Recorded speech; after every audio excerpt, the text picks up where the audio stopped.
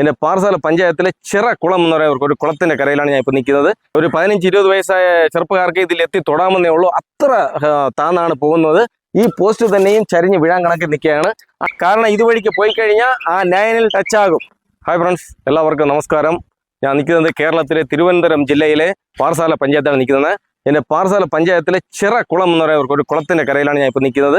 ഈ ചിറക്കുളത്തിൻ്റെ കരയിൽ വലിയ ഒരു ട്രാൻസ്ഫർ വയ്ക്കുകയാണ്. അതായത് നോക്കിയാൽ 11,000 കിലോ വാട്ട്സ് വലിയ ട്രാൻസ്ഫർ ചെയ്യുകയാണ്.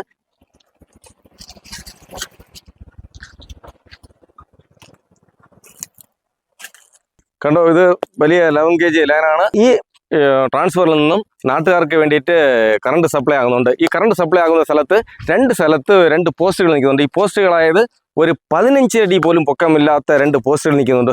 ഈ പോസ്റ്റിന് ഇത് പൊക്കമില്ലാത്ത കാരണം ഈ വീടുകൾക്ക് പോകുന്ന ലൈൻ, അതും 3 പീസ് ലൈനാണ്. ഈ വീടുകൾക്ക് പോകുന്ന ഈ 3 പീസ് ലൈൻ തന്നെ വളരെ താന്ന് നിൽക്കുകയാണ്. ഈ പൊക്കമില്ലാത്ത പോസ്റ്റിൻ്റെ കാരണം ഈ ലൈൻ വന്ന് വളരെ താന്ന് ഒരു 10 അടി പൊക്കം പോലുമില്ല. അതായത് എന്നെക്കാളും നിങ്ങൾക്കിതാ കാണാം, ഞാൻ എത്തി തൊടാൻ ശ്രമിക്കുന്നു, തൊടാൻ പറ്റില്ല. നിങ്ങൾക്ക് എന്നെ കാണാം. ഒരു 15-20 വയസ്സായ ചെറുപ്പക്കാർക്ക് ഇതിൽ എത്തി തൊടാമെന്നേ ഉള്ളൂ, അത്ര താന്നാണ് പോകുന്നത്. മുഖ്യമായ കാര്യം എന്ന് പറഞ്ഞാൽ, കുറച്ച് മുമ്പ് ഇതുവഴിക്ക് ലോഡ് വണ്ടി പോയി. ആ ലോഡ് വണ്ടിയുടെ കേബിളും ഈ ലൈനുമായിട്ട് ഒരു അരയടി അല്ലെങ്കിൽ ഒരടി ഡിസ്റ്റൻസ് ഉണ്ടായിരുന്നു ഒരയാനായിട്ട്.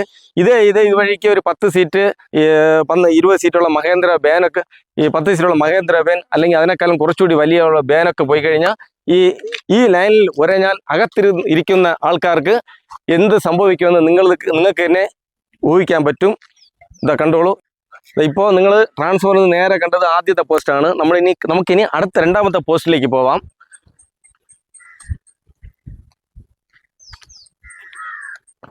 ഇതാണ് 2ാമത്തെ പോസ്റ്റിൻ്റെ ലൈൻ. ഇവിടം സകലം പൊക്കത്തിൽ നിൽക്കുന്ന വേറെ വലിയ കുഴപ്പമില്ല. പക്ഷേ ഈ പോസ്റ്റ് നിൽക്കുന്നത് ഒരു 15 അടി പൊക്കമില്ല. ഈ പോസ്റ്റിനെ വട്ടം ചുറ്റി ഒരു മരം നിൽക്കുകയാണ്, മാവാണ്. കണ്ടോ, ഈ മഴക്കാലത്തൊക്കെ ഈ പോസ്റ്റിൽ നിന്ന് കറണ്ട് ഈ മരം വഴിക്ക് വന്ന് വീട്ടുകാർക്ക് ഒരു ബുദ്ധിമുട്ട് ഉണ്ടാകാൻ സാധ്യത ഉണ്ട്. അതുകൊണ്ട് അടുത്ത് ആ പോസ്റ്റിൽ നിന്നും ആ പോസ്റ്റ് നിൽക്കുന്നത് തന്നെ നിങ്ങൾക്ക് കാണാം. ഇതാണ്ടോ ഒരുപാട് ചരിഞ്ഞ് നിൽക്കുകയാണ്. നിങ്ങൾക്ക് ഇതാ കാണാം. അല്ലെങ്കിൽ ഇവിടുത്തെ ഈ ചുവറിൽ നോക്കിയാൽ മതി, നിങ്ങൾക്ക് കാണാം. ഇവിടുത്തെ ഡിസ്റ്റൻസ് നിങ്ങൾക്ക് നോക്കി, ഇവിടെയും നോക്കി എത്ര ഡിസ്റ്റൻസ് എന്ന്. ഈ പോസ്റ്റ് തന്നെയും ചരിഞ്ഞ് വീഴാൻ കണക്ക് നിൽക്കുകയാണ്.